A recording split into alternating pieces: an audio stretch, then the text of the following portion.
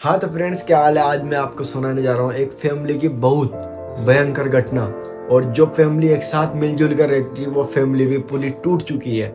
ऐसी कहानी जो आपने कभी सुनी नहीं होगी, तो मैं आपको सुनाने जा रहा हूँ। अच्छे से और ध्यानपूर्वक सुनना। जय श्री राम। तो फ्रेंड्स, एक फैमिली में 7 लोग निवास करते थे। एक साथ 7 जने रहते थे, मिलजुल कर रहते थे। एक दूसरे के प्रति बहुत प्यार था। 3 तो भाई थे, 3 ही उनकी वाइफ थी, वो शादीशुदा थे।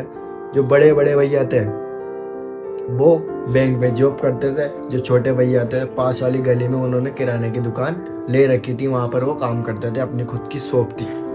और जो भाभी वगैरह थी, जो उनकी वाइफ थी, वो सब रहते थे। और उनकी जो एक छोटी सिस्टर थी वो कॉलेज में थी। तो फ्रेंड, वो सब मिलजुल कर रहते थे। तो ऐसे ही धीरे धीरे धीरे धीरे जब वो रहने लगे तो उनकी जो छोटी छोटी बहू है वो बीमार रहती थी। बहुत सी बार वो बीमार पड़ जाती थी। तो ऐसे ही वो जैसे फैमिली चलती रही।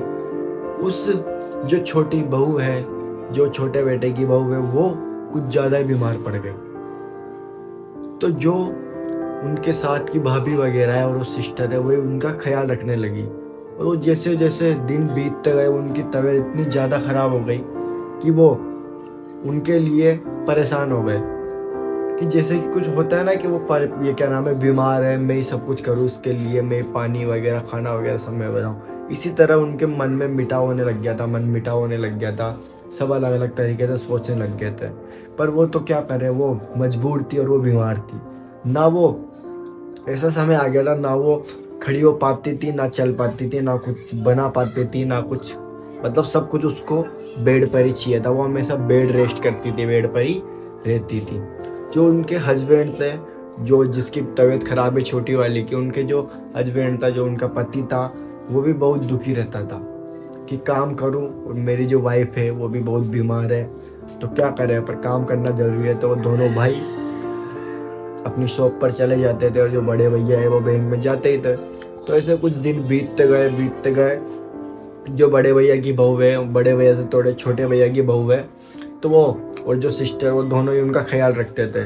और जो छोटे भैया की पत्नी है जो बीमार थी, उनके जो पति है, उनके सामने वो नाटक करते थे सिस्टर वगैरह और जो उनकी भाभी वगैरह है कि हाँ, हम इनका बहुत अच्छे से ख्याल रख रहे हैं। और वो भी सोचते थे कि मेरी पत्नी बीमार है, तब भी ये कितना अच्छे से ख्याल रखते हैं उनका।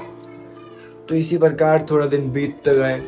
उनकी जो भाभी वगैरह है, सिस्टर वगैरह है, वो बहुत ज़्यादा परेशान हो गई। तो एक दिन उन्होंने गुस्से में आकर उस बेचारी का तकिए से मुंह बूझकर उसको मार डाला और बोल दिया कि बीमारी के कारण कुछ ज़्यादा बीमार पड़ गई थी तो मर गई। तो उनके हस्बैंड को बहुत दुख पहुंचा, पर क्या करें, उनकी पत्नी बीमार थी, इस वजह से उनकी मौत हो गई। उसके बाद थोड़े दिन बीतते गए, सब अच्छे से रहने लगे। जैसे कि 1 साल 2 साल बीते, उसके बाद जो हुआ वो बहुत खतरनाक था। तो जैसे ही थोड़े दिन बीते, जो उनकी बड़ी बड़ी वाली भाभी है वो नीचे जा रही थी, सीढ़ियाँ उतर रही थी। तो एकदम उनको पीछे से धक्का लगा और वो सीढ़ियों से गिर गई और उनके सिर में चोट आई। और वो, जब उनको होश आया, वो बेहोश हो गई थी, उनको होश आया तो वो जोर जोर से चिल्लाने लगी, किसने मुझे धक्का मारा, कौन था मेरे पीछे, किसने मुझे मारने की कोशिश करी। पर उनके पीछे कोई नहीं था। उन्होंने, सभी ने सोचा कि इसके सिर पे चोट लग गई, इस वजह से इसको कुछ बुरा सदमा लगा है, कुछ हुआ है। इस वजह से सभी ने ध्यान देना छोड़ दिया कि कोई बात नहीं, अनहोनी हो गई। उसके बाद जो उनकी वो छोटी सिस्टर थी, वो स्कूटी से कॉलेज जा रही थी। बीच में उसका अपने आप स्कूटी से एक्सीडेंट हो गया, वो अपने आप गिर गई और वो बेबस हो गई थी। सभी ने उसको कॉल वगैरह लगाया, आसपास के लोगों ने, तब जाके उनके भैया वगैरह पहुंचे और उस लड़की को वापस घर पर लाए। तब जाके उसको भी आश्चर्य हुआ कि मैं सीधी सीधी आराम से जा रही थी, अचानक कैसे गिर गई। पर किसी ने ध्यान नहीं दिया। उसके बाद जो बीच वाले के साथ घटना हुई, जो उनकी जो बड़ी बहू है उनसे छोटी वाली बहू के साथ घटना हुई, वो बहुत खतरनाक थी। क्यों? क्योंकि सबसे ज्यादा परेशान वही करती थी उसको, जो आत्मा है। जैसे वो रात में पानी पीने जा रही थी और जैसे पानी पी रही थी, अचानक से जो पानी है वो इतना ठंडा कर दिया उस आत्मा ने कि जैसे ही पानी पिया पूरा गले में जम गई और उसकी आवाज तक नहीं निकलने दी उसको, उस आत्मा ने। वहीं होके वो बेहोश हो गई, उसकी बहुत ज्यादा हालत खराब हो गई और सांस ना आने के कारण उसकी वहीं मौत हो गई, डायरेक्ट मौत हो गई। सब चौंक गए कि अचानक ये क्या हो गया, उसकी मौत हो गई थी। उसके बाद जैसे उसका कार्यक्रम सब कुछ हुआ, जो बड़ी बहू है वो खाना खा रही थी। खाना खाते खाते जो एक निवाला है वो उनके यहाँ पे गले में अटक गया। किसने अटकाया था? वो आत्मा ने। क्यों? क्योंकि उस आत्मा को भी ये लोग पानी के लिए, खाने के लिए तड़पाते थे। वो बहुत मजबूर होती थी, पानी वगैरह मांगती थी, खाना वगैरह मांगती थी, पर ये लोग उस पर ध्यान नहीं देते थे। इसी कारण वो बदला लेने के लिए आत्मा इनके साथ ऐसा कर रही थी फ्रेंड्स।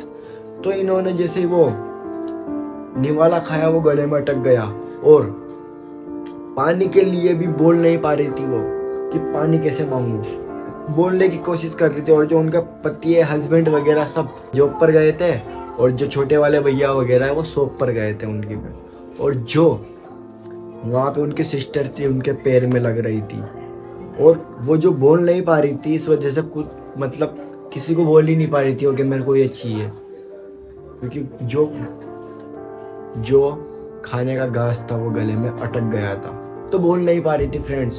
तो ऐसे ही बहुत कोशिश की उसने बोलने की, पर बोल नहीं पाई। फिर एकदम उसको वो आत्मा दिखी और उन्होंने बोला, कैसा लगता है जब पानी के बिना तड़पते हैं? कैसा लगता है जब खाने के बिना तड़पते हैं? आप लोगों ने मेरे साथ बहुत बुरा किया। मैं तो मजबूर थी, मैं बीमार थी, इस वजह से मैं कुछ नहीं कर पाती थी, पर भाभी आप तो समझदार थी। ऐसे करके वो बहुत दुख हुआ कि हाँ, हमें ऐसा नहीं करना चाहिए था। इसी प्रकार जब उस आत्मा ने इन सभी को सबक सिखाया, तो वो जब उसका पति हस्बैंड सो रहा था तो रात में उसको दिखी और बोला कि मैं किसी बीमारी वगैरह से नहीं मरी, मुझे आपकी भाभी ने और सिस्टर ने मारा था। पर ये बात जो है वो हो चुकी है। आप इस बात पर कोई केसबाजी या कोई चर्चा ना करना और आप खुशी खुशी किसी और लड़की से शादी कर लेना, ये मेरी इच्छा है। ये बोलकर वो वहाँ से चली जाती है और ये कहानी यहीं ख़त्म हो जाती है। तो फ्रेंड्स, आपको सोचा होगा इस वजह से कोई भी अपनी फैमिली वगैरह में जो भी साथ हो तो अच्छे से साथ देना चाहिए। जो भी बीमार होता है, कोई तकलीफ में होता है तो उसका साथ देना चाहिए। जय श्री राम। और ये वीडियो अच्छी लगी हो तो लाइक, कमेंट, शेयर और सब्सक्राइब कर देना।